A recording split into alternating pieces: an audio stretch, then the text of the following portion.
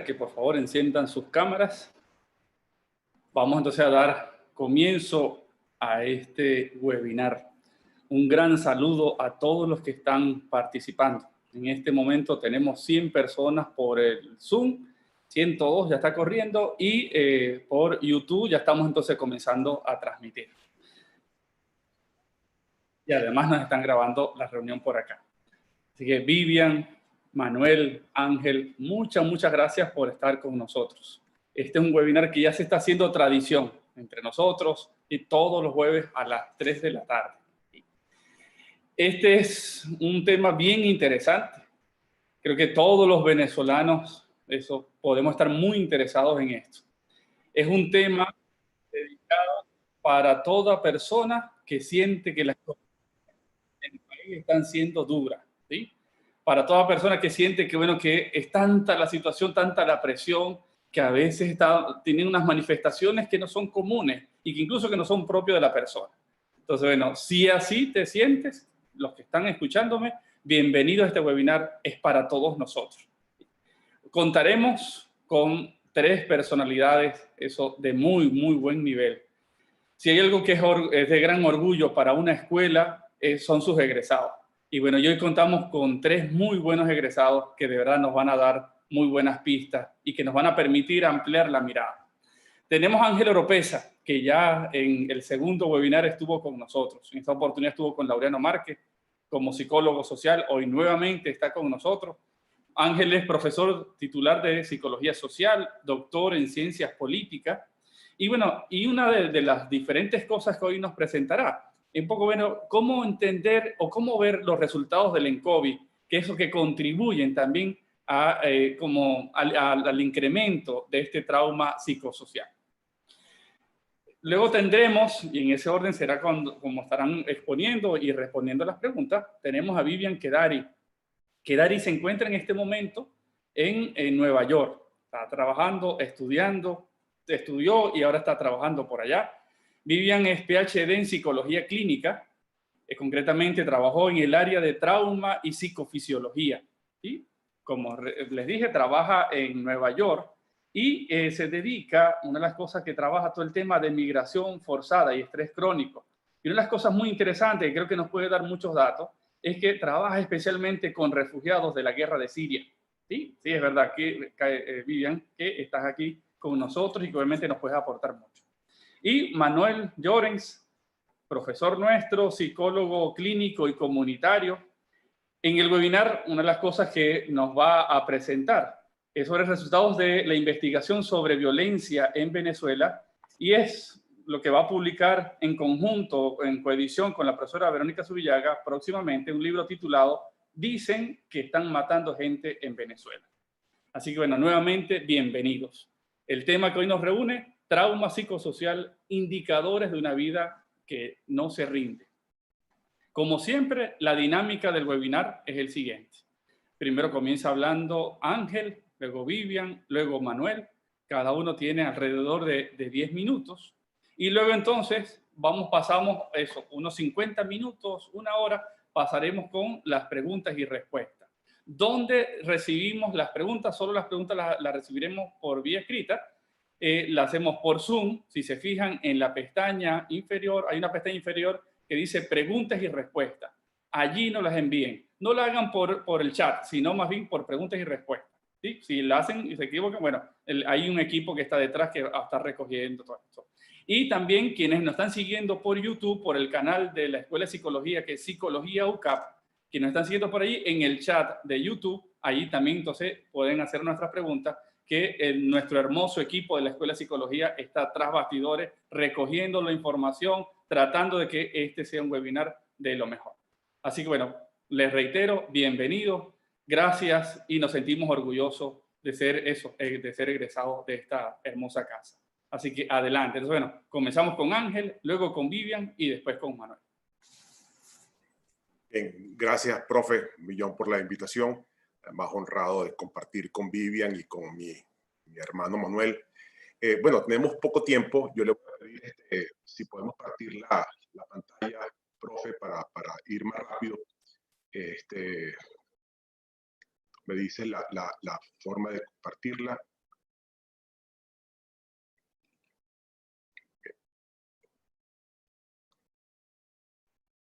Voy a ponerle un poco de presentación. ¿Se lee allí ya? Perfectamente, adelante. Gracias. No, muy rápido, ya que los tres vamos a hablar sobre trauma psicosocial, una real y medio de teoría, pero en un minuto. Trauma, por supuesto, el concepto genérico son lesiones, heridas, daños que dejan una secuela relativamente permanente o durable en un cuerpo cualquiera. En psicología, el concepto de trauma nos refiere a una experiencia, una vivencia que es provocada por un acontecimiento dañino, perjudicial, nocivo, que afecta a la persona de tal manera que le deja una secuela, le deja una huella, le deja un efecto negativo duradero, o al menos que es difícil de superar. Ahora, trauma psicosocial es un concepto propio de la psicología social, es un concepto acuñado por el psicólogo social Ignacio Martín Baró, y se refiere en términos genéricos al impacto dañino, nocivo, que tienen entornos hostiles crónicos, como los derivados de una guerra, de una crisis económica severa, sobre las personas y sobre la forma como viven sus relaciones sociales. Entonces, en ese sentido puede definirse trauma psicosocial, otra vez un concepto muy paraguas, muy genérico, como un proceso histórico que afecta a toda o a una gran parte de una población, que realmente, casi literalmente, la traumatiza y perturba lo que son sus relaciones de convivencia. Martín Baró incluso de manera textual la definía como la materialización, la cristalización en las personas de unas relaciones sociales de explotación y opresión deshumanizadoras. Es lo que llama trauma psicosocial. La encuesta en COVID, que ustedes la conocen, es la encuesta nacional de condiciones de vida que tiene haciéndose desde el año 2014.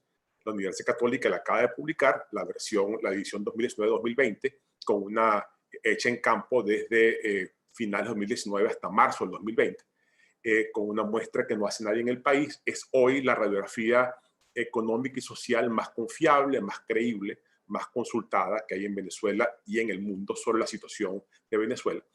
Ese en COVID, que lo veremos muy rápido, nos habla de unos condicionantes de entorno, y quiero que lo veamos así, que son tan negativos, tan hostiles, tan perjudiciales, que ese entorno, eso que nos va a hablar en COVID en unos minutos, configura en total lo que llamaríamos el marco causal o el marco explicativo de realidades personales y sociales típicas de lo que llamaría Martín Baró un trauma psicosocial. Entonces, muy rápido pasemos a, bueno, lo que son algunas, en 10 minutos tenemos muy poco tiempo, lo que sería como lo más saliente de la encuesta en COVID. Empecemos por esto que, digamos, es como el dato paraguas, como el dato más, que engloba muchos otros datos, y es el dato de la línea de la pobreza de ingreso. Ahí tenemos un continuo del año 2002 hasta el año 2019, 2020, que estamos cubriendo. Y vemos un poco la línea de pobreza. La línea azul es la pobreza, voy a apagar aquí, disculpen, para poder verlo aquí, es la pobreza extrema, la pobreza total, perdón. La pobreza total es la incapacidad para acceder a la canasta básica de servicios. La línea roja hace referencia a la pobreza extrema. Pobreza extrema es la incapacidad por ingreso de poder adquirir o acceder a la canasta alimentaria. Pobre extremo es un pobre que tiene dificultades para poder comer. Entonces ahí vemos cómo desde el año 2013 ambas curvas empiezan a subir de manera exponencial hasta llegar a este año, donde tenemos un 96,2% de pobreza de ingreso total y una pobreza extrema de 79,3%. Desde el punto de vista del ingreso, en Venezuela todos somos pobres, ya es una medida que casi no discrimina. Eso, por supuesto, está considerado no en Venezuela, sino por organismos multilaterales, ya está definido como el descalabro, como la tragedia social y económica más grande en la historia moderna del planeta. No se conoce un país en la historia del planeta Tierra que haya tenido un descalabro económico social tan brutal y tan abrupto, tan en corto tiempo como el caso venezolano. Claro, lo que aparece abajo muy rápido son algunas de las explicaciones. Tienes desde el año 2013 hasta 2019 una caída del 70% del Producto Interno Bruto. Cuando te cae el producto 70%, quiere decir que se cae la riqueza del país. Eso explica en parte la explosión de la pobreza. Pero además en el país más inflacionario del mundo. De hecho, es el único país con hiperinflación del mundo. Esa es la cifra de inflación solamente de marzo 2019 a marzo 2020. Y en términos de ingreso, el Banco Mundial señala que el límite de la pobreza extrema en ingreso es $1.90 al día. O sea, cualquier persona que reciba menos de $1.90 al día en el mundo es pobre extremo. En Venezuela estamos en 0,72 centavos de dólar. Eso explica por qué la cifra de casi 80% de venezolanos que no tienen cómo cubrir la canasta de alimentos. Claro, hay esa pobreza de ingreso que no discrimina, pero hay otro tipo de pobreza que también estudia en COVID, por ejemplo, la pobreza de consumo, que algunos llaman pobreza biológica, que es 68%. Es el porcentaje de venezolanos que no consumen ni siquiera 2.000 calorías al día, que es el límite que se considera aceptable para que alguien funcione de manera fisiológica con normalidad. Además está la pobreza reciente, que es la pobreza de gente que por ingresos cayó en la línea de pobreza, pero tiene los estudios, la educación, la preparación como para salir de eso. Es una pobreza reciente en tiempo y en condiciones. Y está también la pobreza crónica, que es la pobreza que llamamos estructural, que es la pobreza que no aguanta simplemente que se reactive la economía, que se reactive el empleo, sino que tienes que ir a buscarla, tienes que ir a ver cómo la socorres, tienes que llevarle la comida a la boca. Estamos hablando de 4 de cada 10 venezolanos. Si vamos a unas comparaciones que pueden ser muy lamentables con el resto de América Latina, ahí están, por ejemplo, Bolivia, Colombia, Cuba, Ecuador, Guatemala, Haití, Venezuela, y al final es el promedio de América Latina. Tenemos la población, el PIB per cápita. Fíjense que el PIB de Venezuela es apenas $2.500 por persona, cuando Ecuador es 11.6, Colombia es 14.3, América Latina el promedio es 16.3. Estamos muy parecidos más bien a Haití. La tasa de pobreza ustedes la ven allí, la tasa de pobreza extrema, en nuestro caso es la franja azul, es 54%, cuando en Haití es 24%, cuando en Ecuador es 3%, cuando en Colombia es 4%. Y la pobreza moderada, aunque no suele llamarse así ahora, es 75%, guiados por la tasa internacional de pobreza de ingresos, que son las cifras del Banco Mundial. Pero además, en la última columna, no solamente somos pobres, digamos, por el ingreso, sino que además somos muy desiguales. El coeficiente de Gini, que bueno, casi todos ustedes lo conocen, pero quédense solamente con el concepto de que mientras más alto el número, peor es la desigualdad o más desigual es el país. Fíjense que estamos en 51. Somos, de hecho, el segundo país del continente en términos de desigualdad y uno de los más desiguales del mundo. Entonces, no solamente somos muy pobres, sino que además somos un país muy desigual. Ya no nos comparamos con América Latina, nos comparamos bien con África. Si nos vamos a América Latina, nos quedamos como por fuera. No somos un país latinoamericano en términos de pobreza y de desigualdad, somos un país africano. Ahí nos comparamos más bien con Nigeria.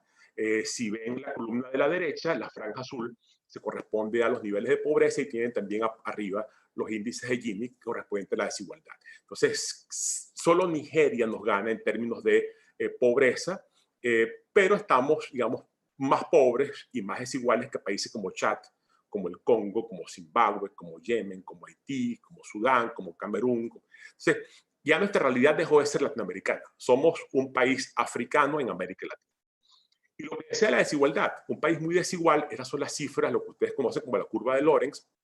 Muy rápido, no hay tiempo. La curva de Lorenz, para explicarlo muy rápido, la igualdad perfecta sería 1, sería que a 10% de la población le correspondría 10% del ingreso, y a 100% de la población el 100% del ingreso. En el 2014, por supuesto, esta es la línea ideal. La curva de Lorenz es esta curva que está aquí, y el área que separa la curva de Lorenz de la línea ideal es lo que se llama el coeficiente o el índice de Gini. Estamos hablando que en el 2014 el 80% de la población consumía o se quedaba con 51% de la riqueza o del ingreso del país. Y el 10% más rico del país se quedaba con el 30% del ingreso. Esto es el año 2018, no hemos calculado todavía el 2019. 2018 tenemos ya el drama de que el 80% de la población tiene que conformarse con el 29% de todo el ingreso nacional, mientras que el 10% más rico se queda con el 60% del ingreso. Somos un país, de nuevo, no solamente muy, muy pobre, sino al mismo tiempo muy, muy desigual. Repercusiones de esto son muchas, muy rápido. Las abro todas. Solo el 60% de la población escolarizada sigue asistiendo a clase. tenemos 30% de desnutrición crónica en niños. De cada 3 hogares, 1 sufre inseguridad alimentaria severa. La mortalidad infantil, regresamos a los niveles del año 85, aumentó a 26, perdón, por cada 1000 nacimientos. Trabajamos mucho y ganamos muy poco. Para aquellos que dicen que el venezolano es flojo, que no trabaja, el 70% de la población activa trabaja más de 35 horas a la semana. Y de ellos, 24% trabaja más de 46 horas semanales. ¿Y esto por qué? Porque necesita el venezolano buscar muchas cosas que hacer, mucho trabajo, matar mucho tigre, buscar rebusques para poder ganar un sueldito que le permita medio comer. Pero 1 de cada 5 venezolanos come una sola vez al día. Y entre los pobres, ese porcentaje sube a 40%. Todos los años mueren 5.000 y algo de niños que no debieron haber muerto. Y nuestra esperanza de vida, que es un indicador que a nivel mundial se considera un indicador de desarrollo, en nuestro caso se ha perdido 3.7 años. O sea, los venezolanos de hoy vivimos 3.7 años de lo que debimos vivir si hubiéramos conservado las condiciones del 2010, 2011. Muy rápido, porque se acaba el tiempo. Hay datos que son muy lacerantes, muy dicientes. Por ejemplo, el ingreso en calorías y en proteínas. El requerimiento mínimo para una persona adulta de 20 años o más es 2.000 calorías por día. Y estos son los quintiles. Este es el quintil más pobre de la población, el 1. Luego el 2, el 3, el 5 es el quintil más rico. Y fíjense que solamente el quintil de los ricos es el que consume algo más, ojo, algo más de 2.000 calorías por día. El promedio nacional está en el límite de la pobreza. O sea, estamos a nivel de pobreza biológica todo el país, lo que llama pobreza de consumo, pobreza biológica. Pero si vamos al caso de las proteínas, es mucho más grave. Las proteínas, el requerimiento de proteínas diarias, 51 gramos. Fíjense los datos. Aquí ningún quintil llega ni siquiera a ese nivel. Estamos hablando de que el promedio nacional de ingreso de proteínas es apenas 17.9 gramos al día, muy lejos del requerimiento diario. O sea, en este país se pasa hambre de verdad. La gente está muy mal alimentada. Si esto, 2 láminas para terminar, pues no va a dar tiempo.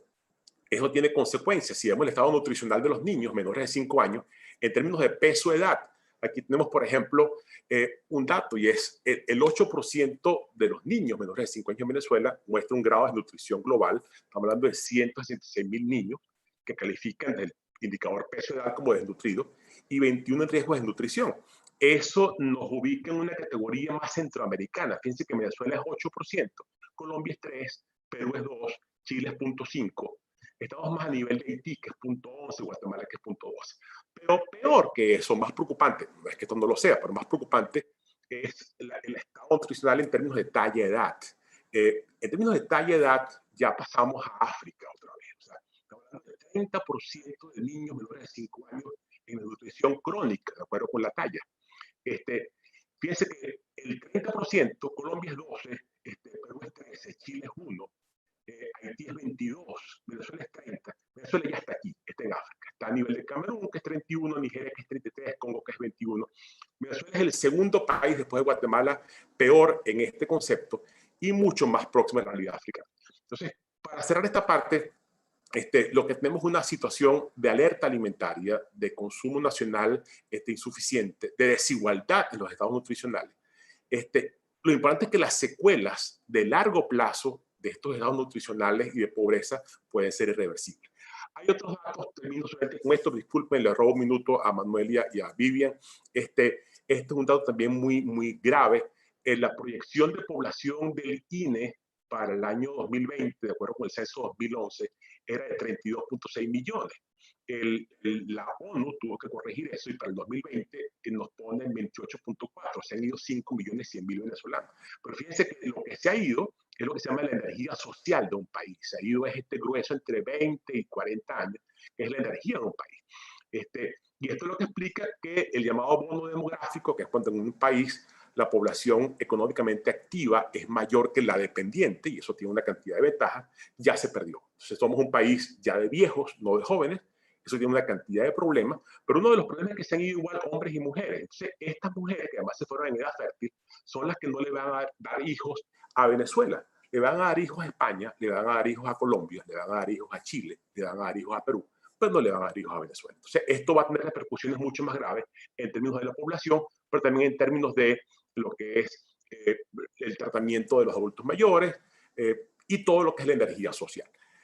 No tengo tiempo para continuar por respeto por supuesto, a Vivian y a Manuel. Les invito, sí, los datos del COVID de nuevo son datos muy lacerantes, muy duros, muy crudos. Están allí en el área de educación, en el área de empleo, en el área de migración, de pobreza, de salud, para que lo revisemos. Para que lo revisemos y termino con esto, para que veamos qué nos toca hacer a cada uno para que eso se revierta. Porque no hay soluciones individuales, ni familiares, ni particulares a este drama. Esta solución tiene que ser, ya que es un trauma psicosocial, tiene que ser resuelta socialmente. Y esa es parte de la invitación que este foro o este webinar quiere dar. Disculpa, por favor, Vivian, y disculpa, me acabo de dar cuenta que me pasé 5 minutos. Manuel, hasta aquí llego.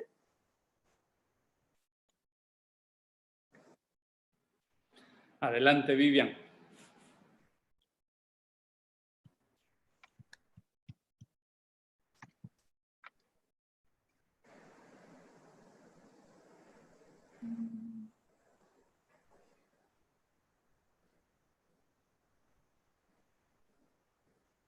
Ok, buenas tardes. Yo voy a hablar un poquito en base a esos resultados que estuvo exponiendo Ángel, de cómo es la vivencia de este contexto tan estresante y de trauma psicosocial dentro de el individuo, a nivel individual.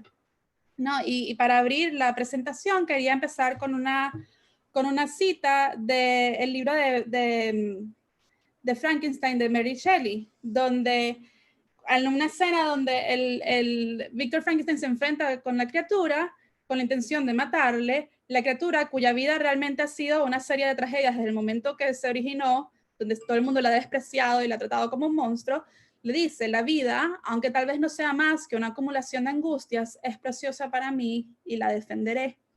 Y a mí me gusta mucho esta frase cuando estoy trabajando con mis pacientes de trauma, porque habla mucho de la resiliencia de las personas que incluso en aquellos contextos donde realmente no es sino golpes y patadas constantes, el organismo y el humano está haciendo todo lo posible para encontrar los recursos para sobrevivir. Entonces, con eso en mente, vamos a ver cómo es la vivencia de este contexto de Venezuela que presentó Ángel en el individuo. Entonces, ya Ángel definió trauma y estrés. Así que no voy a entrar mucho en esto por tiempo, pero sí quería aclarar que no existe tal cosa como una lista que diga este evento es un trauma y este otro evento se va a vivir como un estresor, ¿no? Que una persona, por ejemplo, si yo aquí voy y me gasto en los primeros 3 días de mi quincena todo mi sueldo y después el resto de la quincena voy a estar angustiada y estresada porque no consigo dinero, eso es un estresor, es un problema temporal que me está causando angustia, que me está provocando que necesito ejercer más energía de la anticipada para sobrevivir esa quincena porque hubo un problema. No se vive esa experiencia de no tener dinero igual a la que se vive, por ejemplo, en Venezuela, una persona que después de haber trabajado toda su vida y contando con que al momento de retirarse iba a tener una pensión y que esa pensión iba a ser suficiente para garantizarle una buena calidad de vida en sus años de retiro, y ahora se consigue un contexto país donde eso se ha vuelto imposible.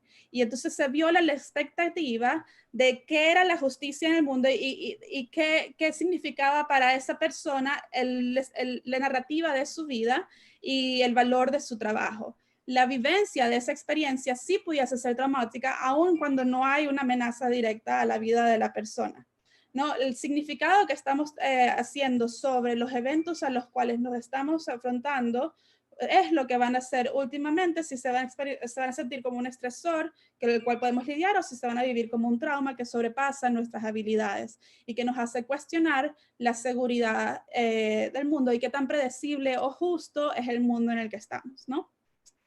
Entonces, cuando hablamos de esos datos que presentó Ángel y el contexto de Venezuela y vemos al individuo, entendemos que toda persona existe y vive su vida dentro de una serie de círculos concéntricos, ¿no? Entonces tenemos un gran grupo que es la nación venezolana, en el cual podemos hacer a grandes trazos una división entre los venezolanos en la diáspora y los venezolanos en el país y cómo vive cada uno de ellos la vivencia de Venezuela, y dentro de esos grupos más círculos concéntricos que van haciendo cada vez más específicos desde el Estado a la urbanización, a la calle, al edificio, a la escuela, Y cada uno de esos círculos tiene su propia historia y sus propias características que van a dar recursos a una persona para hacerlos más capaces de lidiar con cualquier estresor que surja en otro círculo o que van a dificultar la vivencia del estresor que surge en otro círculo.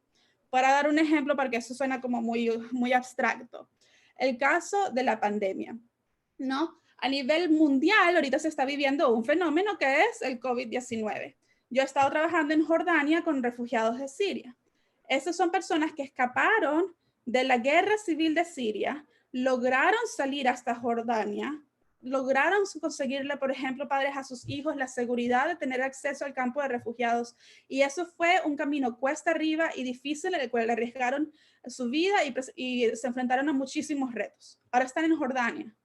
Llegó el COVID-19 a Jordania. No es lo mismo, no se siente igual que se le diga a un ciudadano de Jordania, hay el peligro de que hay un virus que tiene estos riesgos y que pudiese matarte o pudiese matar a alguien que amas, a que se lo digas a la persona que ya había logrado esa historia de sobrevivir, esa historia de sobrepasar, y que ahora se le diga, esta seguridad que creías que habías tenido, ahora te la está amenazando nuevamente. Pero otra cosa, una cosa que no esperabas y que no podías anticipar, ¿no? Entonces, igual puede pasar en Venezuela, ¿no? No se va a vivir igual ni se ha vivido igual el COVID-19 en Venezuela como se viviría en Estados Unidos o en otros países. Los recursos que te puede dar el tener mayor ingreso económico, mayor contacto con un grupo familiar que nos ha ido de Venezuela. Hay muchas cosas en los diferentes círculos concéntricos que van a hacer que tu lectura de estos estresores que está presentando Ángel se califiquen como un trauma o se califiquen como un estresor. Entonces, por cuestiones de tiempo, realmente no me cabía como entrarme en muchos detalles sobre la parte psicofisiológica de cómo se está viviendo este estrés. Pero sí hay un punto clave que quería recalcar. Cuando un organismo está bajo en un contexto de estrés, que en este caso cualquier persona en Venezuela es un organismo bajo un contexto de estrés, se activa, en el caso de los organismos que tiene el sistema nervioso simpático. Esa es la parte de tu sistema nervioso que acelera tu corazón, acelera tu respiración, aumenta tu presión cardíaca, aumenta todos los mecanismos y acelera todos los mecanismos que te van a permitir lidiar y aproximarte a un problema, ya sea pelear un problema, escaparte de un problema, es lidiar con una amenaza. Cuando usualmente en estados de no estrés, nuestro día a día es como un balance entre el sistema nervioso simpático, el sistema nervioso parasimpático y todo lo que eso implica a nivel hormonal y a nivel de neurotransmisores. Tenemos la capacidad, la flexibilidad de alternar entre un momento de angustia y después calmarnos y sentirnos relajados y sentarnos a ver televisión y calmarnos. Esa capacidad se va perdiendo en contextos de estrés continuo. Entonces, cuando vemos, por ejemplo, el caso de Venezuela y vemos las noticias o los videos que se comparten en las redes sociales, donde tal vez vemos un video donde en una cola esperando agua vemos a dos personas cayéndose a golpes. Ese es un ejemplo de una persona que tal vez realmente no lo sabemos, pero deja la pregunta, ¿cómo sería esa persona hace 5 o 6 años cuando estábamos todavía un poco más temprano en este deterioro que ha tenido el país y en este aumento de estrés que ha tenido el país? ¿Cómo hubiese respondido esa persona? Porque cuando estamos en modo sobrevivir, que es lo que este contexto nos está obligando a tomar, una de las cosas que pasan a nivel cerebral para facilitar nuestra capacidad de sobrevivir es que la flexibilidad atencional disminuye. Es como si perdiéramos la visión periférica, pero eso también pasa en términos de nuestra habilidad de pensar creativamente en otra solución para un problema. En ese momento, en esa cola, para esa persona que se cayó a golpes con la otra persona, solo había un problema y el problema era, está amenazada mi capacidad de conseguir este recurso que yo necesito para sobrevivir o que mi familia necesita para sobrevivir. Y tú eres la amenaza directa a mi acceso a ese recurso y yo voy a atacar. Es una respuesta que está totalmente anclada en un principio de necesito sobrevivir y necesito adaptarme para sobrevivir. Entonces, nosotros en Jordania le enseñamos a 160 refugiados de Siria, nos sentamos y les dimos clases de la psicofisiología del estrés crónico, de qué pasa en tu cuerpo, qué pasa con tu sensación, qué pasa con tu capacidad de regular emociones y cómo todo va de nuevo, todo es una historia que deriva de nuevo en tu cuerpo está haciendo todo lo posible, tu sistema nervioso está haciendo todo lo posible para sobrevivir el contexto que estás viviendo y aún en los días en los que te estás sintiendo que no estás dando nada, que no lograste nada, que desde que te paraste despertaste hasta que te dormiste, te sentiste irritable, te sentiste que estás peleando con todo el mundo. Que todo eso tiene una explicación lógica y que esa explicación lógica es tu cuerpo tratando de sobrevivir. Y simplemente dar esa información junto con recursos que permitan a las personas activar el sistema nervioso parasimpático, disminuyen los síntomas de estrés postraumático, disminuyen la depresión en las personas. Entonces, para cerrar, es como un recordatorio, ¿no? de lo, día a día, un venezolano a nivel individual no puede hacer mucho por el trauma colectivo, por el trauma psicosocial, pero sí tiene la capacidad de, estando en la cola de la gasolina, del agua, de cualquiera de las situaciones frustrantes diarias de la cotidianidad venezolana, tomar un momento de decir, ¿cómo se siente mi cuerpo ahorita? Mira qué tensos están mis hombros, mira qué rápido está dando mi corazón, no estoy respirando hondo. Y que tenemos la capacidad de crear los espacios para aumentar la salud mental, así sea tan sencillo como tomar 3 minutos de voy a respirar hondo y voy a tratar de relajar los hombros para que se active mi sistema nervioso parasimpático, porque esto es un maratón, no es una carrera, y yo necesito que ese cuerpo que quiere sobrevivir llegue hasta el final de este cuento. Entonces, con eso, súper rápido, lo paso a Manuel.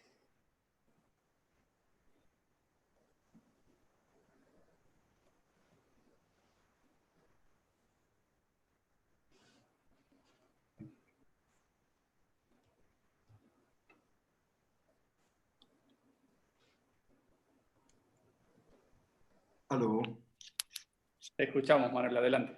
Ok, y ya está compartida mi pantalla. Está todavía en blanco. Ahí. Ahí se ven mis láminas. No, lo sigo viendo yo blanco. Déjame ver que algo no hice bien en compartir pantalla. A ver, déjame hacerlo de nuevo.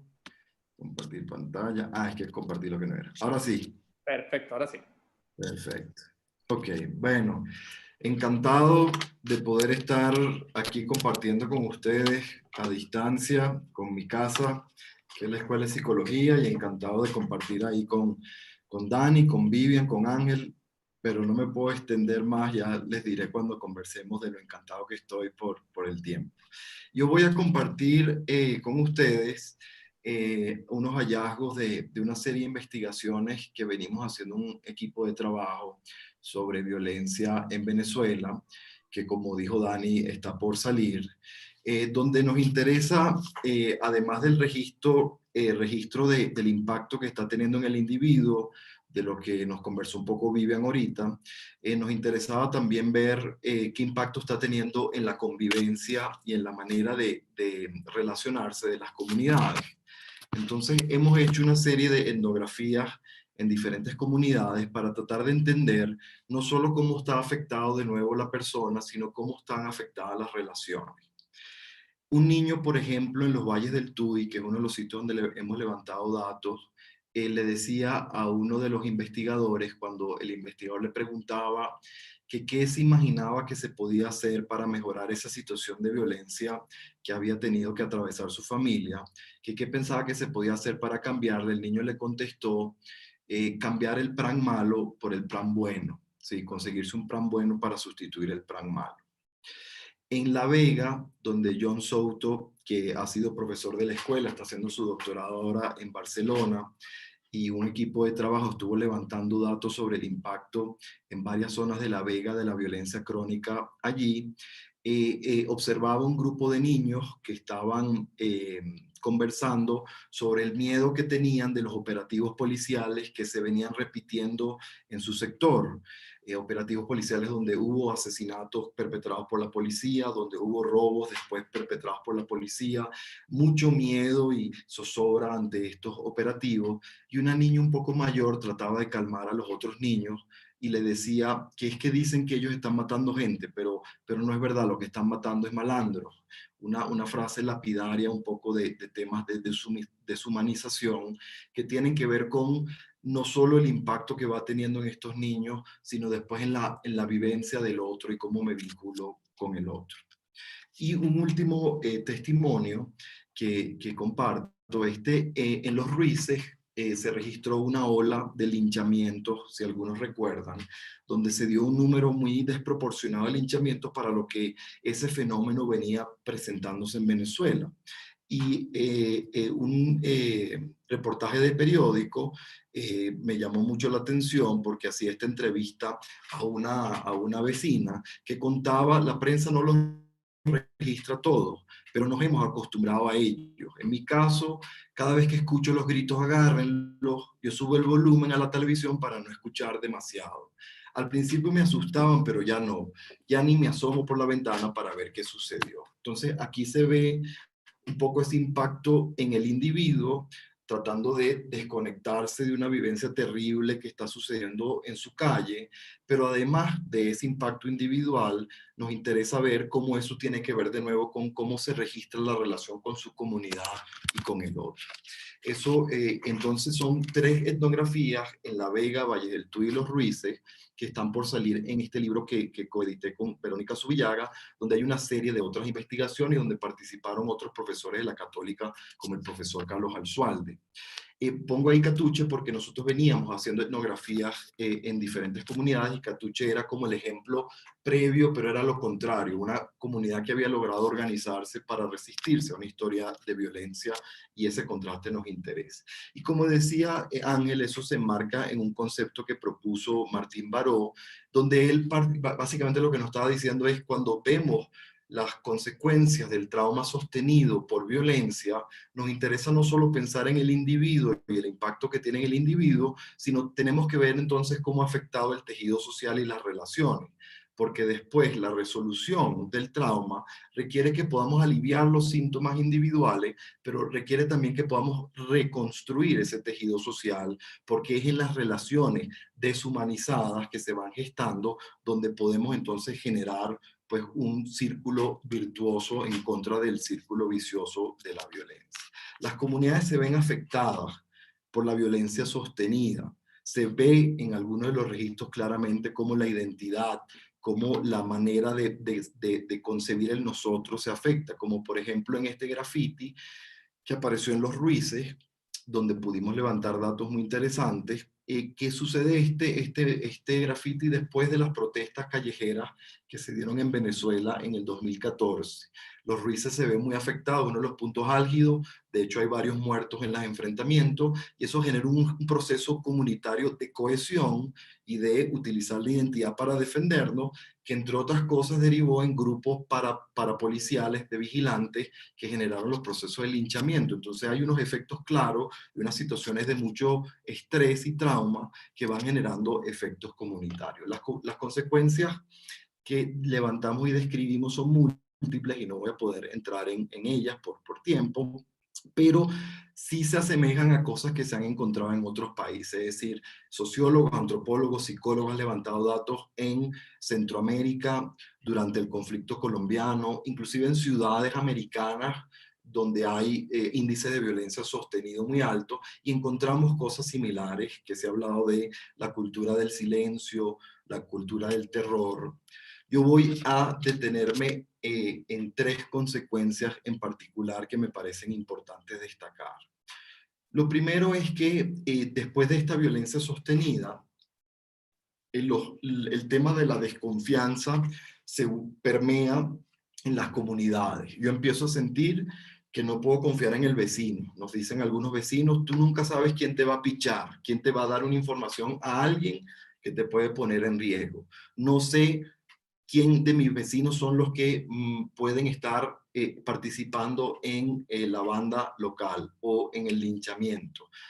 Describía John y su equipo, por ejemplo, que en las entrevistas que hacían en la escuelita que estaban en La Vega, las monjas, las maestras, hablaban con ellos y cuando empezaban a hablar de los temas de violencia, bajaban la voz y ellos empezaban a voltear a ver, pero bueno, si estamos dentro de la escuela, no parece que nadie está escuchando, pero se había instaurado esto de la cultura del terror, donde estaba todo el tiempo yo en desconfianza de sentir que podía estar en riesgo. Y además una desconfianza muy profunda con el Estado. No siento que el Estado me va a proteger, sino que más bien me va a victimizar.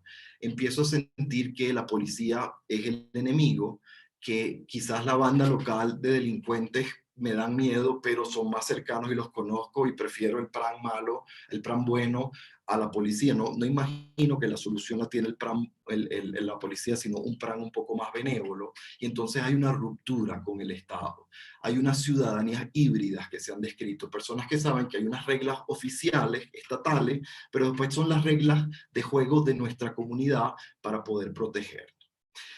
Martín Baró habló de una frase que es un poco, que genera como preguntas, que es la militarización de la mente, pero a mí me parece interesante pensar.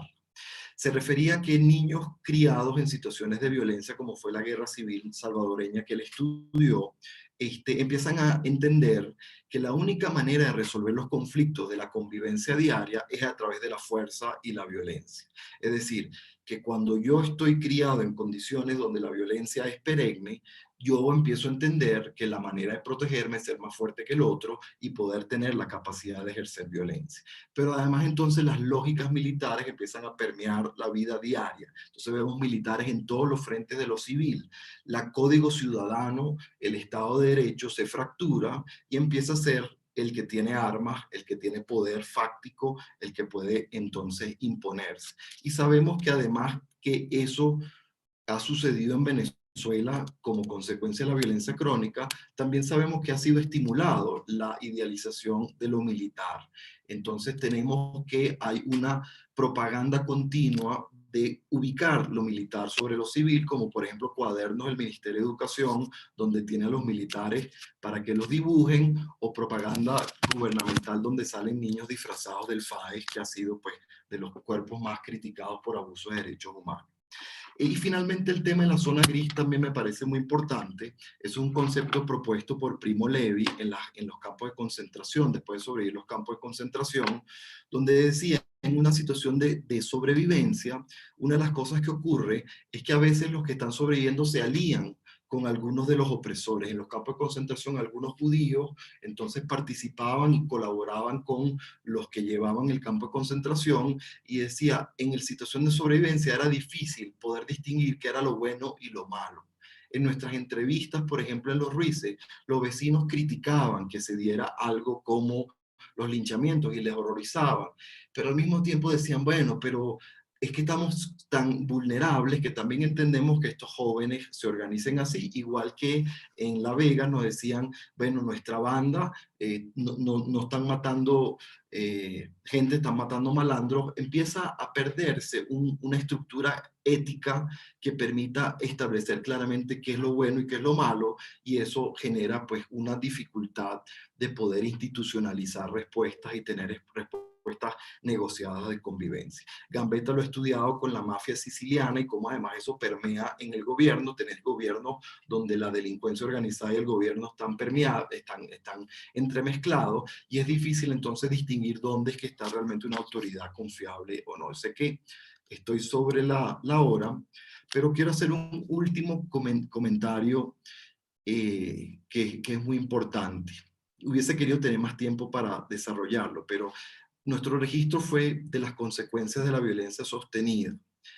Eso significa que privilegiamos toda esta parte pues terrible y destructiva en la comunidad, pero sabemos, y un poco por eso hice la referencia de la etnografía de Catuche, que en todas las comunidades, en todos los colectivos hay fuerzas en direcciones distintas, ¿sí? Y así como hay gente que está colaborando con la violencia, pues en cada una de estas comunidades hay gente que está trabajando duramente para tratar de resistirse.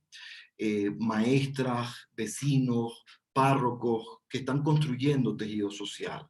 Y es allí también donde tenemos que poder poner la vista, aunque necesitamos registrar las consecuencias negativas y saber cómo está el escenario, necesitamos montarnos sobre las fortalezas de esas comunidades para poder resolverlo. Por eso traigo esta cita de Calvino para cerrar, porque me parece que es un poco, este es un poco el ejemplo de lo que creo que tenemos que hacer para poder lidiar en las comunidades con la situación dura que nos está tocando vivir.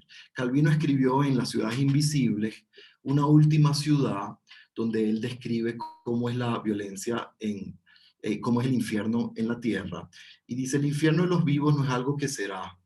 Hay uno, es aquel que existe aquí. El infierno que habitamos todos los días, que formamos estando juntos, Es que tengo aquí tapado, déjame ver si lo logro.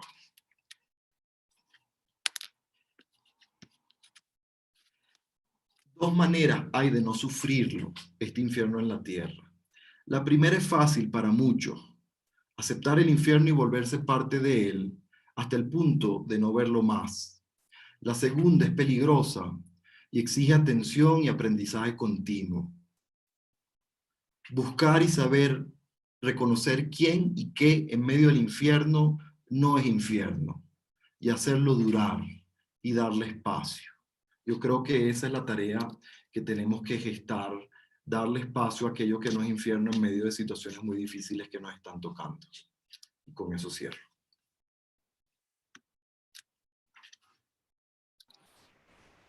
Bueno, estas tres ponencias nos ponen el corazón arrugado, ¿no? Con posibilidades, con propuestas, con cosas, pero realmente nos llevan a toparnos con ese infierno, con el cual acaba de terminar Manuel. Pero tenemos las preguntas, y hay varias preguntas. Seguimos insistiendo a la gente, ya sea por YouTube o por Zoom, recibimos sus preguntas. Está todo un equipo detrás que nos las está copiando para hacérselas llegar a cada uno de los ponentes. Comenzamos entonces eso en el mismo orden. Ángel, Vivian, Manuel. Ángel, ¿estos resultados del ENCOVID pudiesen mejorar a futuro? ¿Qué consecuencias tiene? Bueno, lo primero que esto no es una tragedia que estemos condenados a vivirla per secula seculorum. Lo importante es entender que esto tiene una causa, hay una causalidad que en este caso es esencialmente política. O sea, si tú ves las curvas de pobreza, ves que es un país que se disparó a partir del 2013, y ese disparo de la pobreza tiene causas como algunas de las que mencioné, la caída del Producto Interno Bruto, que a su vez es producto de unas políticas económicas desde el Estado, la hiperinflación, que también es un producto creado por el Estado. En este dato me detengo. O sea, la inflación es un fenómeno que antes era un problema para el planeta, ya no lo es. Es como la cura de la gripe con un antipirético. O sea, nadie se muere de gripe teniendo una aspirina cerca. El único país del mundo que tiene inflación es Venezuela. Entonces, son causas que no es porque estamos en el trópico, nos tocó la mala suerte, Dios no nos quiere. Son problemas que tienen causas muy definidas, y por supuesto, para revertir las consecuencias hay que revertir las causas. Y las causas en este caso son, no quisiera meterme en eso porque no es el tema de hoy, pero son causas esencialmente de un modelo económico-político que, bueno, que mientras persista va a agravar esto. La única forma de que esto cambie, y puede cambiar, es que cambiemos de modelo político y económico. Vivian, ¿qué tipo de trauma psicosocial puede tener Siria que se asemeje a Venezuela? ¿Y en qué se diferencian?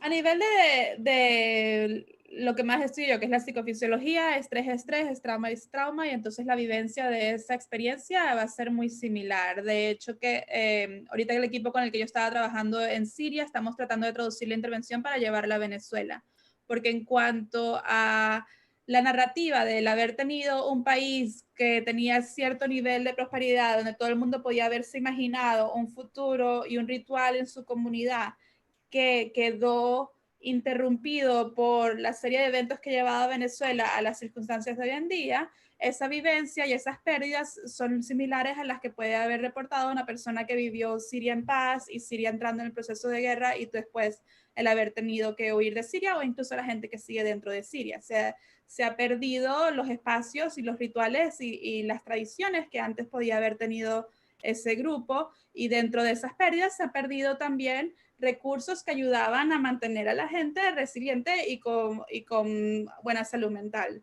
Entonces, hay mucho en común, y eso nos da la oportunidad de generalizar un poco los resultados y hipotetizar que pudiese ser una intervención efectiva también para Venezuela.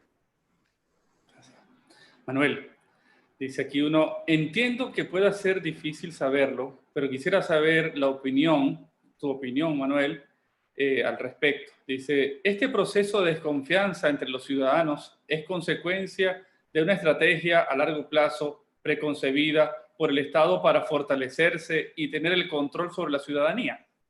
Y la otra es, ¿puede ser un modo de debilitar las asociaciones en pro de la resistencia civil? Ya. A ver, yo creo que estamos hablando de un proceso que tiene varias causas y que no sé si el objetivo era sembrar desconfianza, pero a ver, ¿qué podría uno decir que probablemente sí estaba dentro de un plan gubernamental que tiene que ver con estas cosas que estamos conversando y qué cosas no sé si pueden imaginarse como cosas deliberadas? Uno es el tema de la militarización. Creo que ahí sí hay un programa claro del proyecto chavista desde el comienzo y que, por ejemplo, hay ejemplos importantes de cómo esa militarización desmontó procesos como la reforma de la policía que se propuso, que impidió desarrollar esa policía que se prometió que iba a estar basada en derechos humanos y con policías formados en trabajo comunitario, y que finalmente se quedó en el camino porque terminó ganando el ala militarista de manera contundente. Entonces allí sí hay una influencia clara. Después un intento sí de desmontar algunas organizaciones que tenían una fuerza y generaban tejido social que eran contrarias al gobierno, y al golpearlas para tratar de sustituirlas por otras redes que estuviesen a favor del gobierno, ahí hubo pues un deterioro de algunas de las redes sociales que sostenían el país. Pero también han sucedido cosas que de repente no estaban en el plan y que han contribuido a que se suceda esta gran desconfianza.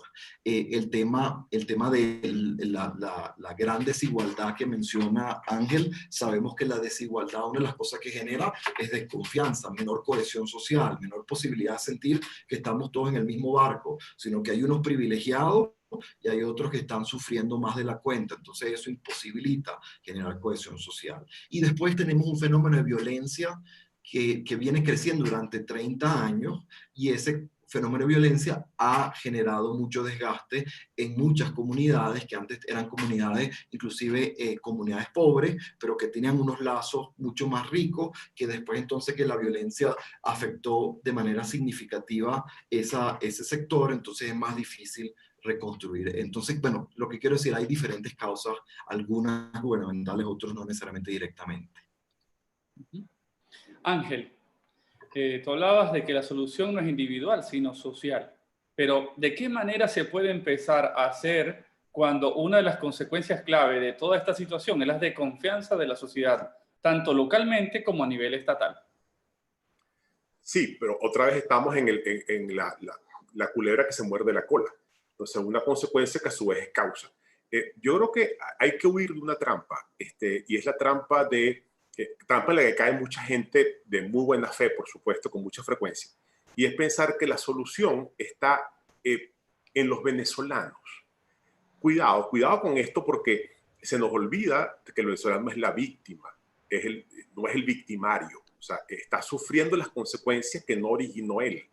Entonces, por supuesto que tendrá que implementar cambios, sí, pero los primeros cambios, a mi juicio, son primero que el venezolano comprenda el origen político de los problemas que sufre.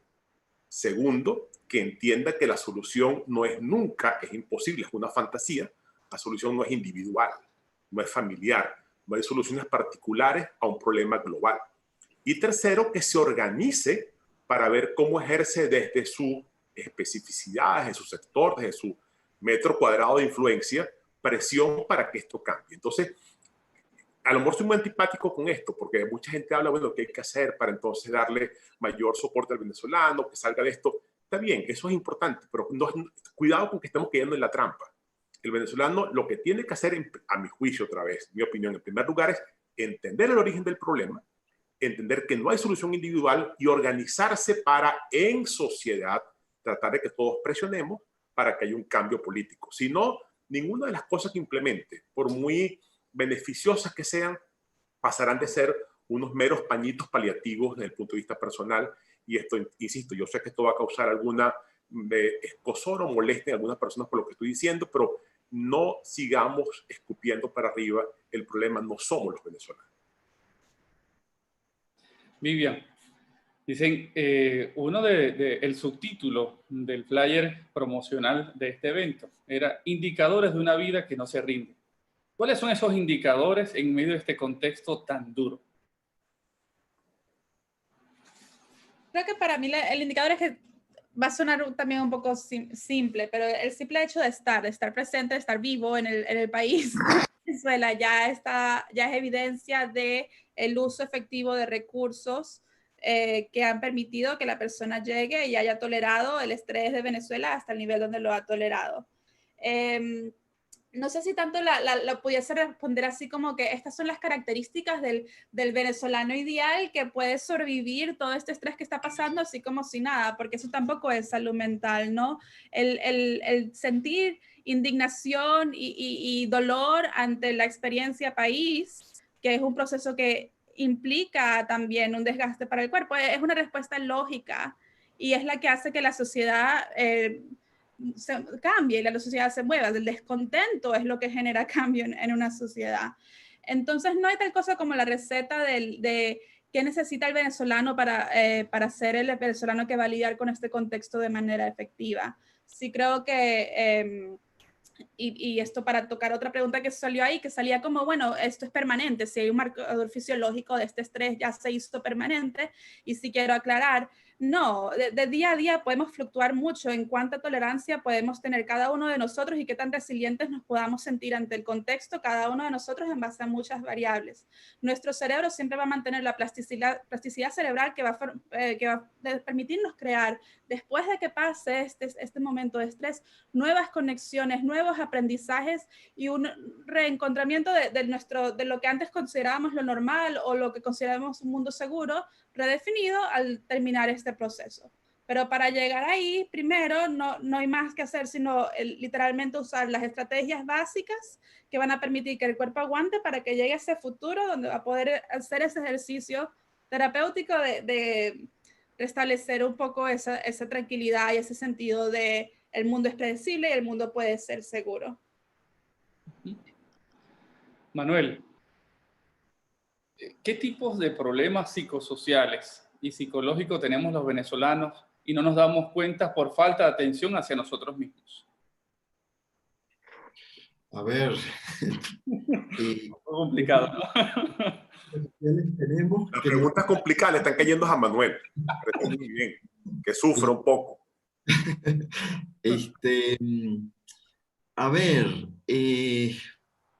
déjame ver por dónde le entro. Yo creo que una de las cosas que puede ser interesante del registro que hacemos comunitario, inclusive de lo que quise destacar con la cita de Calvino, es que en la medida que algunas de las consecuencias de lo traumático se va cronificando, se vuelve cultura, se vuelve parte de nuestra manera de estar en el mundo, ¿sí?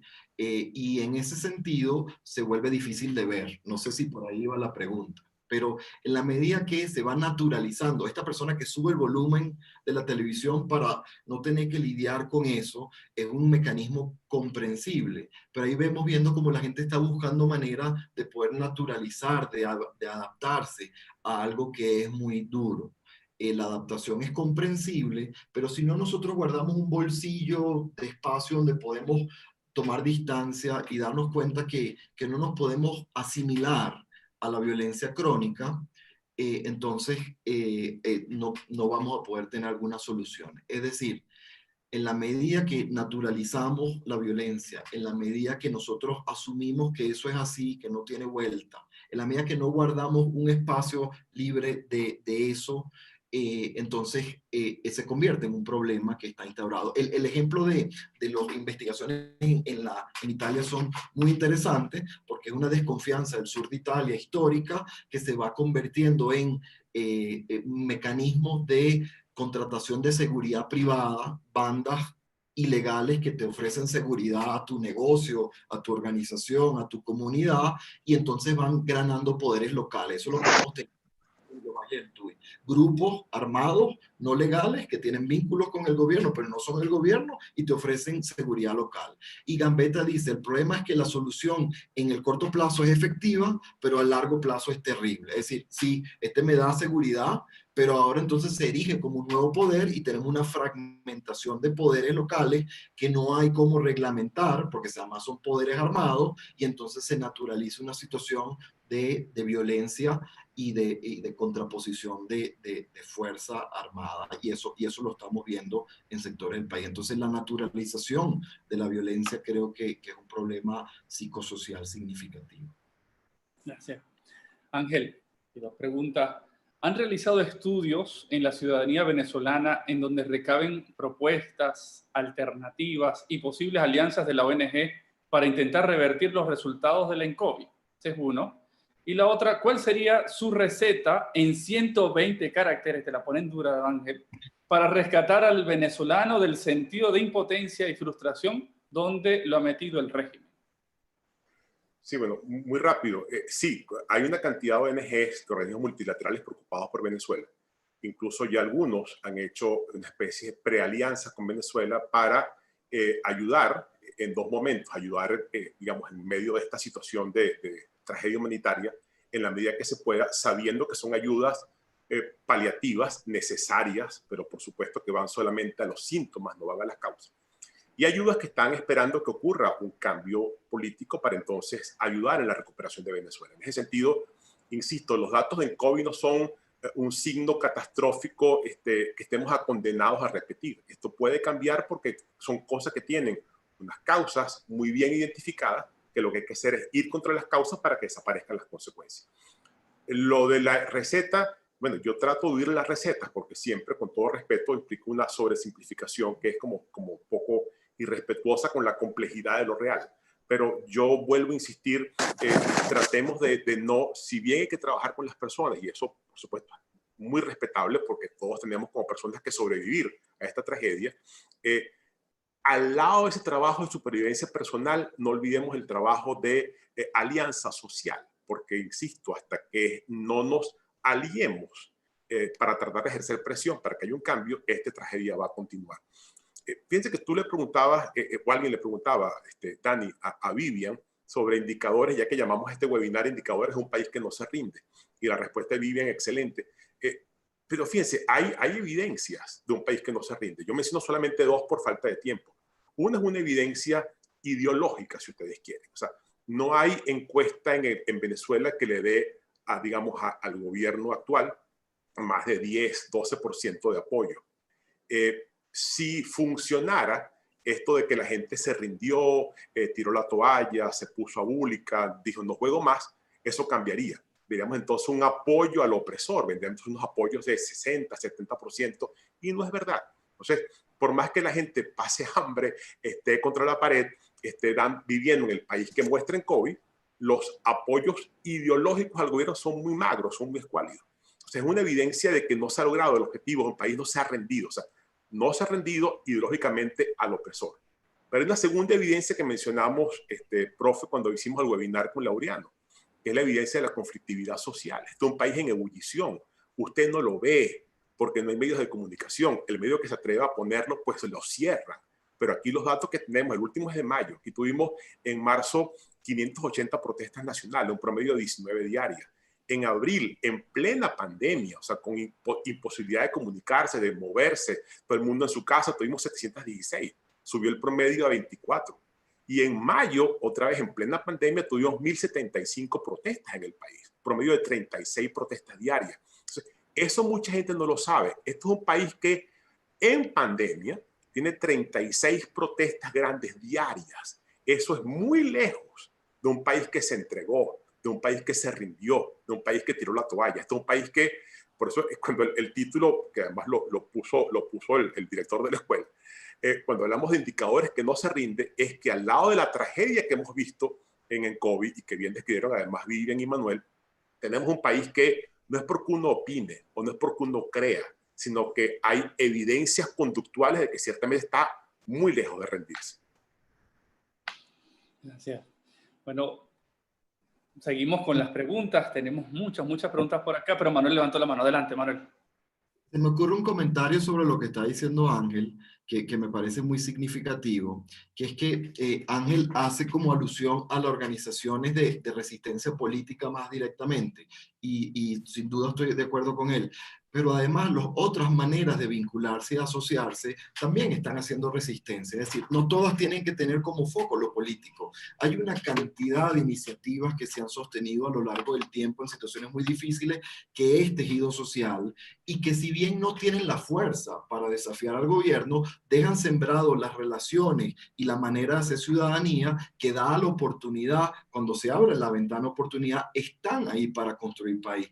Entonces, por ejemplo, con los periódicos nos pasó, los periódicos grandes históricos desaparecieron, pero algunos de esos periodistas que han sido muy valientes en situaciones muy claras, construyeron otras vías digitales con que ya están instaladas. Y entonces ahora le está lloviendo premios internacionales porque son iniciativas muy valientes y muy valiosas. Entonces, bueno, por decir el ejemplo en la comunicación social, pero en la cultura también está pasando. Es decir, hay una cantidad de gente que sostiene actividades culturales y ha crecido en la adversidad.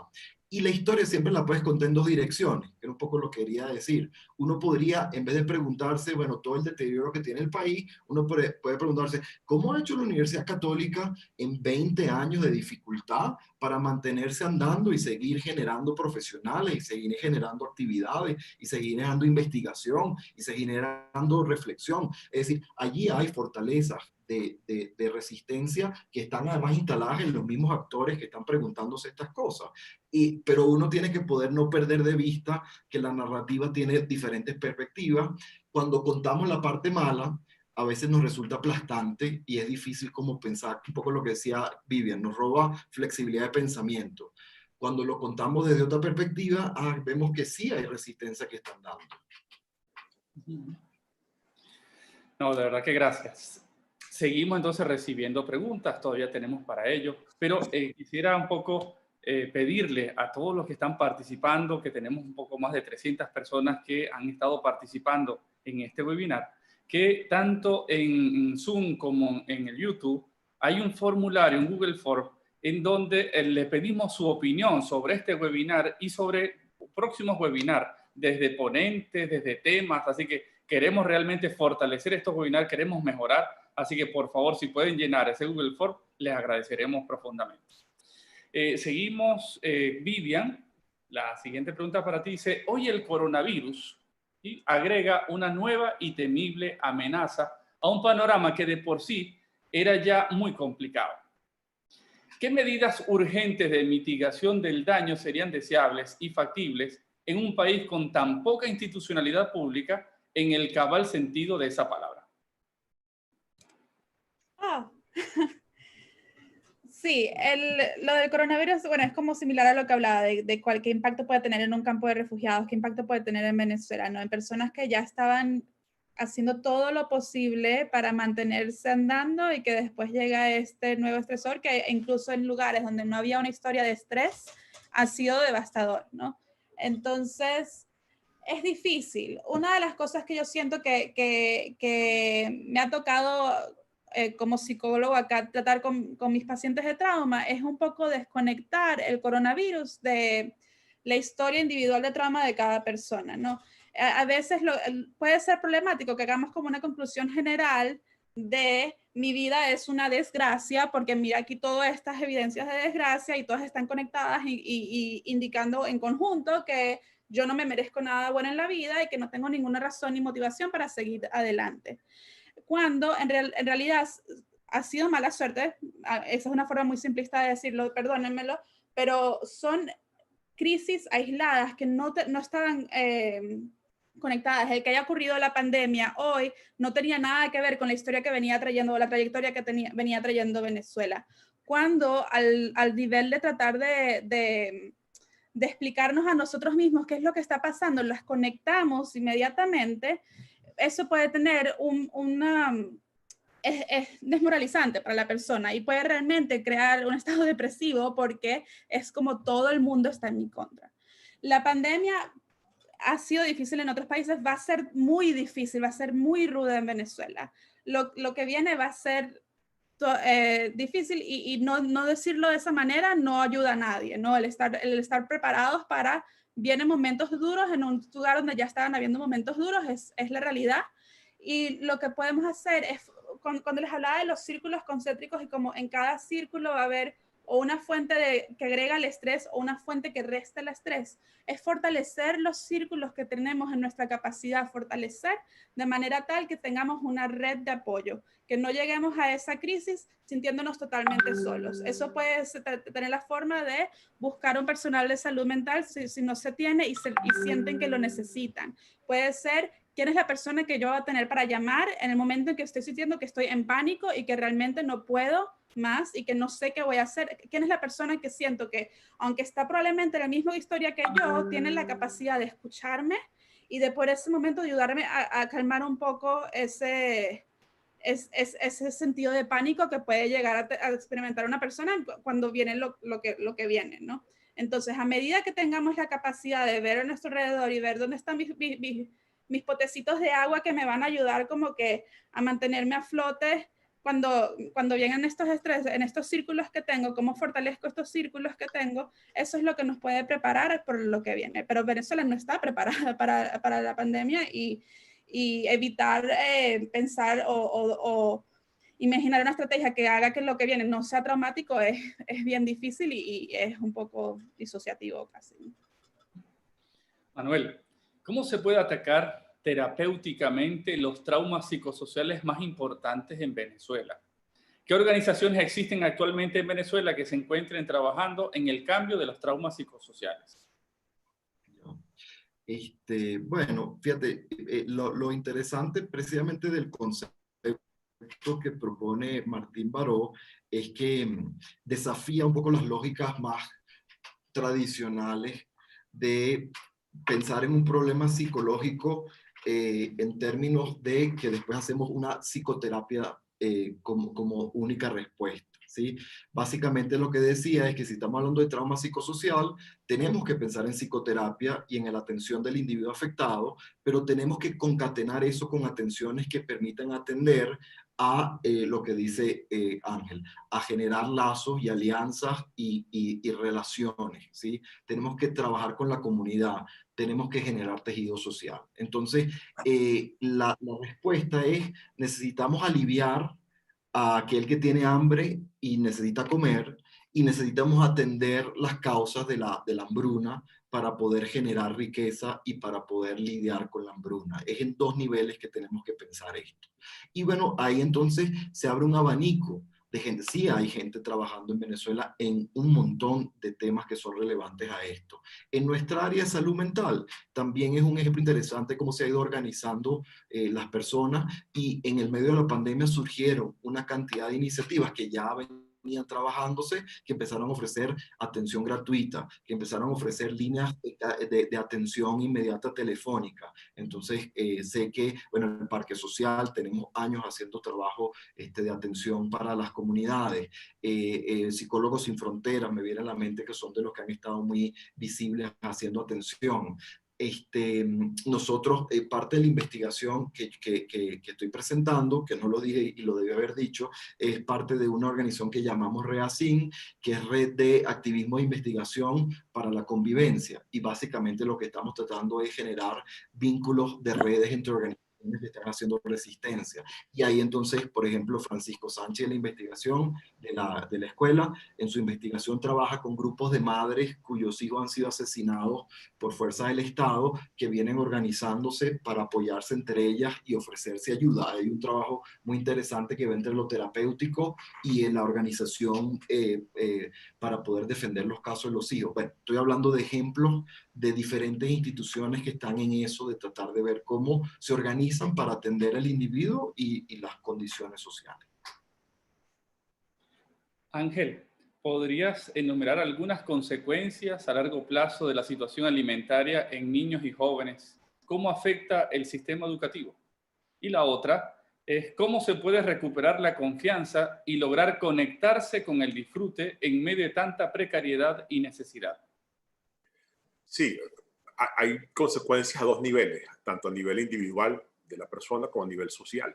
Por supuesto que a nivel individual, todo lo que es retrasos severos en el desarrollo físico de la persona y en el desarrollo psicológico de la persona. O sea, gente que no logra desarrollar sus habilidades ni corporales ni psicológicas adecuadas por falta de alimentación en edades tempranas. Entonces, cuando hablamos de 1 de cada 3 niños en Venezuela que está en esa condición, estamos hablando de que si eso no se revierte rápido, entonces estaremos hablando del 30% de la población, por decirlo menos, que tendrá un subdesarrollo biológico y psicológico en muy poco tiempo. Si a eso le sumas el problema de la educación, no pude mencionarlo porque no había tiempo, pero estamos hablando de apenas 60% de la población que debería ir a clases, está fuera del sistema, no asiste regularmente a clases, bien porque está fuera del sistema o bien porque las condiciones, a veces la falta de gasolina, la falta de electricidad, la falta de comida en la escuela, impide que vaya. Entonces, si mezclas desnutrición o falta de alimentación inadecuada con deserción escolar o con abandono escolar, la mezcla es explosiva. Pero a nivel social, el impacto también es muy grave porque son mecanismos que se llaman mecanismos perpetuadores o mecanismos generadores de pobreza. O sea, alguien desnutrido que no logra desarrollar capacidades ni físicas ni psicológicas y además no recibe educación, está condenado a ser pobre perpetuamente. Entonces no se trata de un impacto solamente en lo individual, se trata de un impacto en lo social. Por eso que me gusta mucho el enfoque tanto de Vivian y de Manuel, de que ataquemos las dos cosas. El ejemplo que acaba de poner Manuel es brillante, o sea, es injusto que frente a un hambriento tú vayas por solamente una de las dos vías. Solamente le des comida, pero nunca ataques las causas de por qué tiene hambre. Pero también es injusto que ataques las causas y no le des comida cuando tiene hambre. Entonces se trata de hacer las dos cosas. Darle comida, pero buscar las causas para que no pase más hambre. Entonces, el problema de la desnutrición, de la insuficiencia alimentaria, es un problema severo de consecuencias, insisto, tanto a nivel individual como a nivel social. Sobre la confianza, también aquí hay que tener un poco de cuidado porque hay un dilema. O sea, ¿qué tienes que esperar? Que se recupere la confianza para entonces ir en búsqueda del otro, o vas en búsqueda del otro para que se recupere la confianza. Entonces, cuando hablaba otra vez Manuel de la importancia, y le agradezco mucho la aclaratoria, de construir tejido social, que en el fondo es también tejido político, porque un tejido social fuerte resiste los embates de un modelo de dominación política. Cuando vas al encuentro del otro, que puede ser desde tu junta de condominio hasta el miembro de la comuna en el barrio, cuando sales de tu propio yo, primero que te sientes más fuerte. Yo solo, el miedo siempre es mucho mayor, yo solo el dolor es mucho mayor, yo solo la desesperanza es mucho mayor. Entonces, cuando vas al encuentro del otro, estás recuperando lazos de confianza. Entonces, también, como estamos hablando de evitar trampas, evitemos la trampa de pensar que hay que rescatar la confianza para ir en búsqueda del otro. No, la única forma de recuperar la confianza es ir en búsqueda del otro. Entonces, saber un poco, y esta es parte del liderazgo, de la función del liderazgo social, docente del país, insistir en que estas cosas hay que empezar a hacerlas para revertir las causas que nos trajeron a donde estamos en este momento. Vivian, ¿cuánto tiempo o cuán grande es el estrés para que las consecuencias físicas y emocionales sean irreversibles? Adicionalmente, ¿se puede sacar algo positivo el hecho de vivir en constantes factores estresores como los que se vive en Venezuela? Tengo que moverme porque hay un estresor para mí, una araña donde estaba ahorita. Ok, disculpen. No, Eso es estrés arácnido, se llama eso, Vivian. estamos en vivo. Y ya estoy regulándome de nuevo. Mejor ejercicio imposible o demostración. Sí.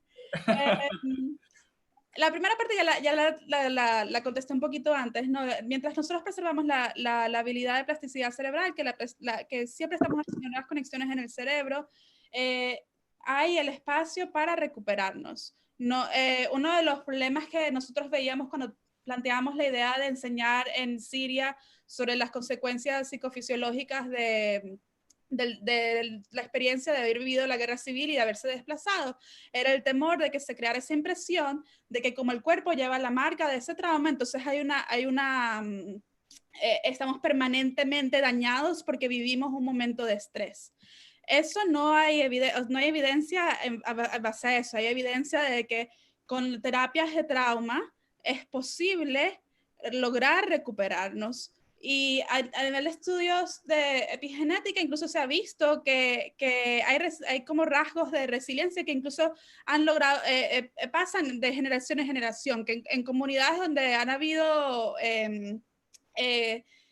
guerras o procesos de trauma prolongado, cuando se le han hecho exámenes a los bebés, los marcadores de cómo es la absorción del cortisol, que es la hormona que estamos viendo con relación al estrés, es menor. Hay como mayor capacidad para tolerar ese contexto, ese ambiente trauma, ¿no? Siempre está el cuerpo humano siempre está buscando cómo me voy a adaptar al ambiente que tengo. Y si el ambiente que tengo es un ambiente estresante, ¿cuál va a ser la adaptación de la generación que viene?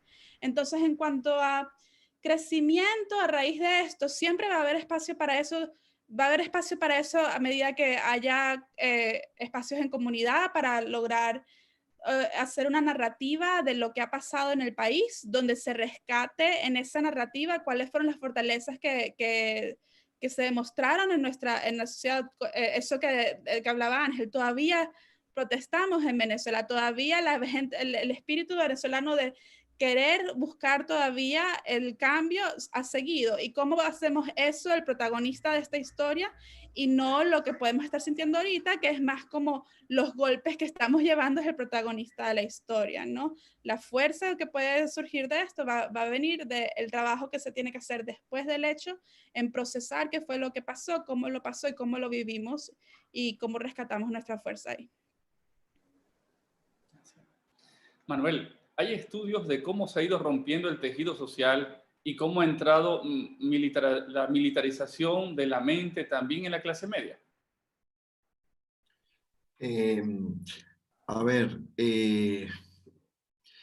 bueno, un poco lo que intentamos con esas etnografías es tratar de darle algún tipo de descripción a eso que entendemos como trauma psicosocial. Y en ese sentido estamos tratando de describir cómo relaciones comunitarias se vieron afectadas por violencia crónica.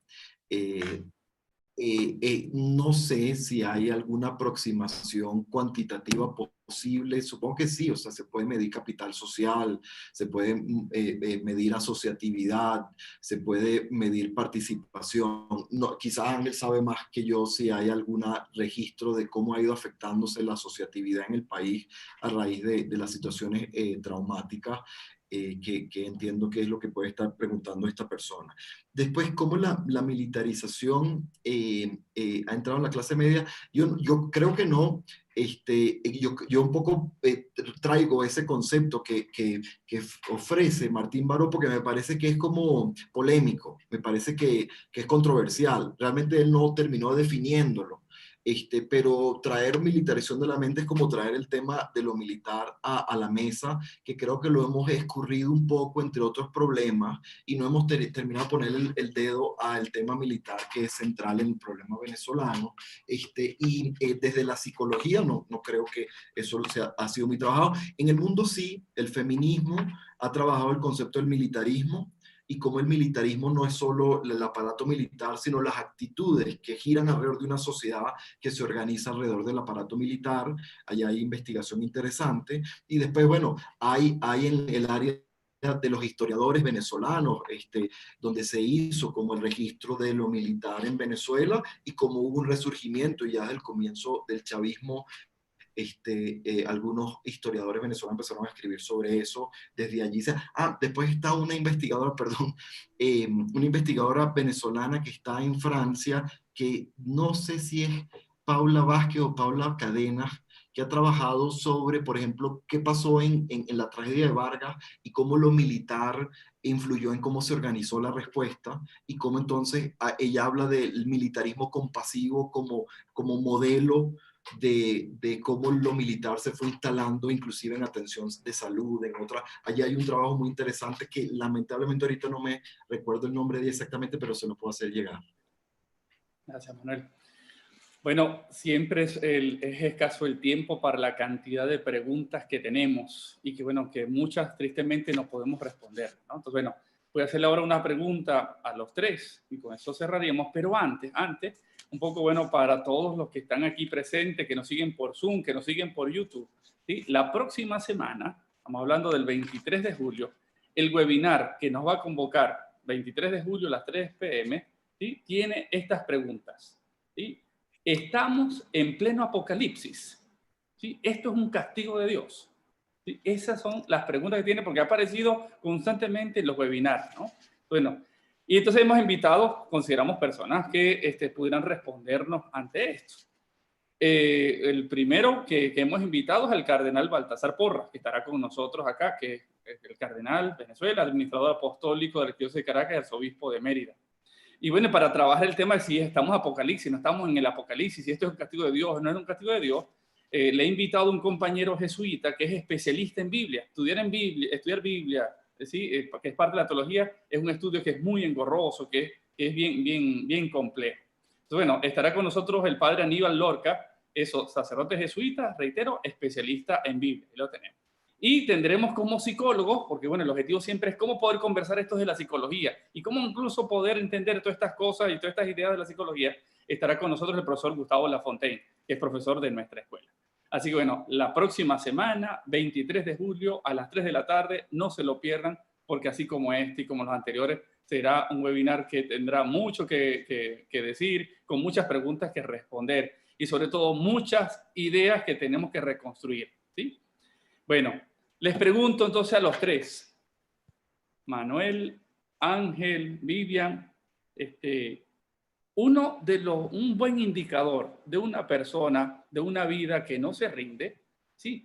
Es buscar aquello que me da vida, que me mantiene de pie, que me ayuda a ampliar el foco, que me ayuda a mirar mucho más allá. Entonces, por eso, con el deseo de buscar lo mejor, buscar aquello que me da vida, ¿sí? ¿Cómo puedo informarme o formarme para seguir de pie? ¿Dónde puedo buscar? ¿Cómo? ¿Dónde buscar esas fuentes que me dan vida, que me ayuda a tener mejor foco, que me ayuda a discernir y que me ayuda siempre a poder elegir lo mejor en medio de tantos estresores, en medio de tanta vida complicada como la que estamos viviendo? Adelante, Ángel. Arranco yo, no es para mí solo, es para los tres. No, para los tres, así, eso. No. ¿Dónde buscamos fuentes de vida? Sí, yo creo que es la hora de recurrir a poco a lo que somos. Somos un país que socialmente tiene una historia, una épica hermosa, un país que se ha levantado, que salió de sus fronteras a liberar países hermanos. Fuimos conocidos hasta hace muy poco como el país faro de la democracia en Venezuela, de la democracia en el mundo, que daba clases de cómo hacer democracia en países que no lo eran. Y en lo individual, pues venimos allí, digamos, hemos sido amamantados con esa teta. Entonces, eso nos ha dado fortalezas en lo individual, fortalezas en lo familiar, además de que hemos sido un país con valores de convivencia, de ciudadanía, que parecen como ocultos. En medio de esta crisis la gente habla de lo peor del venezolano, pero lo mejor está allí. Creo que llegó la hora de rescatarlo. Creo que a nivel individual todos tenemos a dónde recurrir. Yo creo que lo decía Vivian, lo decía también Manuel, cuando las cosas se ponen oscuras, la tentación es a pensar de que todo es negro.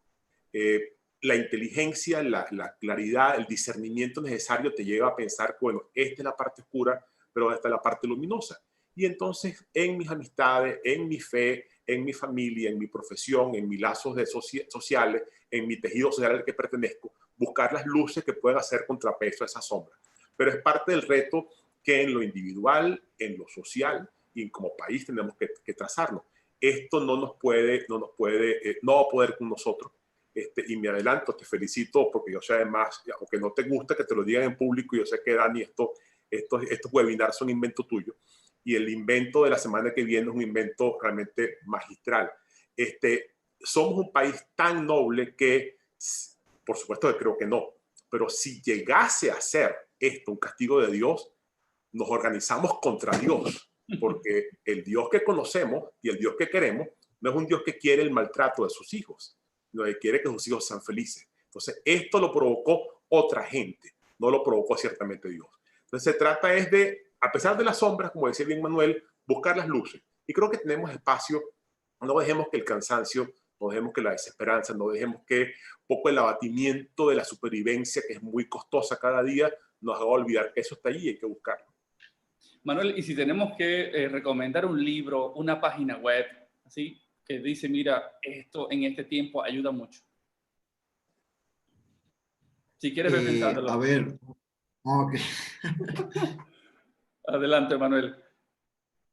A ver, bueno, empecemos por el libro. Yo prefiero libros que páginas web, pero hay páginas web muy buenas y recomendables también. Pero con el tema del trauma, hay un libro que para mí es muy significativo, que es La escritura o la vida de Jorge Semprún. Porque Semprún fue un escritor español que cayó en un campo de concentración en Buchenwald, y después logra sobrevivir y vive todos los síntomas postraumáticos imaginables, al punto que además se tiene que inventar una identidad nueva. Él dice, yo no puedo hablar desde Semprún porque me vienen todos los recuerdos. Y entonces se inventa y se mete en la clandestinidad de nuevo en España a luchar contra el franquismo, pero el tipo escribía. Y como a los 20, 30 años escribe una novela que se gana un premio en Francia y el tipo tiene que salir de la clandestinidad. Y ahí le vienen otra vez los recuerdos postraumáticos.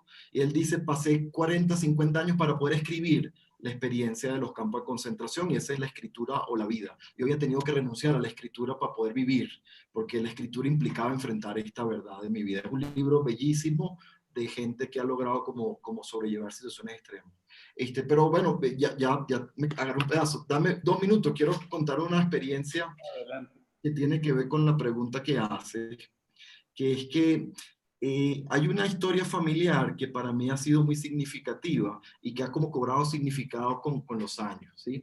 Que es que mis abuelos paternos fueron refugiados de guerra, de la Guerra Civil Española. Mi abuelo era filósofo y mi abuelo militaba políticamente en Cataluña, en Barcelona, era profesor universitario. Y bueno, cuando arranca la Guerra Civil Española, pues todo su mundo se viene abajo, o sea, ya la vida que había proyectado como filósofo, como académico, ya no va a ser. Él militaba en un partido que se llama el POUM, que además queda envuelto en una trifulca muy complicada. Y bueno, les toca huir, exiliados de guerra a Francia y finalmente terminan en Venezuela. Y mi abuelo se dedicó su vida a escribir en catalán, ¿sí? Y entonces era un hombre muy excéntrico porque él escribía en un idioma que estaba prohibido en su país. Entonces publicaba unos libros que nosotros como familia pensábamos que nadie leía. Decíamos que Manuel, se cortó un momento cuando estaba, creo que prohibido. el catalán estaba prohibido en España, ¿sí? Entonces escribió unos libros en un idioma que nosotros, su familia, pensábamos que nadie leía. Porque, bueno, este hombre escribe un idioma que ni siquiera en el país donde se habla el idioma se puede hablar. Y pasó años escribiendo diferentes cosas en catalán, ¿no? Bueno, cae el Franco 40 años después, el abuelo muere y en los 90 nos empiezan a escribir los historiadores de su pueblo y de Cataluña, y nos dicen que el abuelo fue de los que ayudó a conservar el catalán durante los años de prohibición. Y entonces, bueno, yo era un muchacho y empieza como a recobrarse un significado la vida de mi abuelo y lo que se trata, ¿no? Y lo que quiero decir es que hay espacios a veces muy privados de resistencia y que en situaciones donde te pueden arrebatar todo, donde piensas que lo perdiste todo, allí hay cosas como centrales de tu manera de estar en el mundo que pueden tener un sentido personal que te sostienen, pero además tienen un sentido político importante. Esos espacios, esos bolsillos de resistencia, además después para nosotros es un legado familiar. A todo lo que me ha tocado vivir políticamente, mi abuelo está ahí como con un recordatorio de paciencia y sigue insistiendo en tu camino, que ahí se van construyendo cosas que quizás tienen más sentido de lo que parecen en lo aparente. Manuel, preguntan cuál es el nombre del libro que mencionaste inicialmente. La escritura o la vida de Jorge Semprún. Gracias. Profe, en eso, disculpa solamente dejar la palabra a Vivian. Bueno, libros por supuesto hay muchísimos, pero oyendo a Manuel recordé un libro, no recuerdo el autor, se llama Terapia para el Emperador, que poco mezcla, él se ríe porque él sí conoce al autor, que un poco mezcla esto el enfoque individual con el enfoque social. Entonces, bueno, el libro de Manuel Llorens, Terapia para el Emperador, es una buena lectura si estás hablando de libros que hay que leer en estos tiempos. Gracias. Vivian, cerramos contigo. Wow. Bueno, creo que tanto Manuel como Ángel ya contestaron muy bien la pregunta de la parte de conseguir espacio. Yo creo que con todas las preguntas he tratado de enfocarme en la parte clínica individual y volviendo a eso, creo que no solo es una pregunta de encontrar los espacios de vida a pesar de, sino también los espacios de validación. Yo creo que una de las cosas que puede hacer que un trauma psicosocial sea una especie de arma de doble filo es que en la medida en que la experiencia es compartida, también perdemos un poquito el ritual de que cuando nos pasaba alguna cosa mala antes y era nada más a ti, todo tu círculo reaccionaba en función de alentarte a ti, ¿no? Y ayudarte a tener un espacio donde tú ibas y contabas tu cuento de la cosa mala que te pasó y había un montón de gente que te decía, ay, sí, eso pasó y había un espacio de procesar eso y eso se puede perder un poquito en un contexto de trauma psicosocial donde todo el mundo está en lo mismo. Entonces, cuando expresamos un poquito de cansancio o expresamos un poquito de, no, yo no consigo ningún espacio hoy donde siento que consigo más vida, más bien el mensaje siempre es, no, sigue luchando, que sí se puede.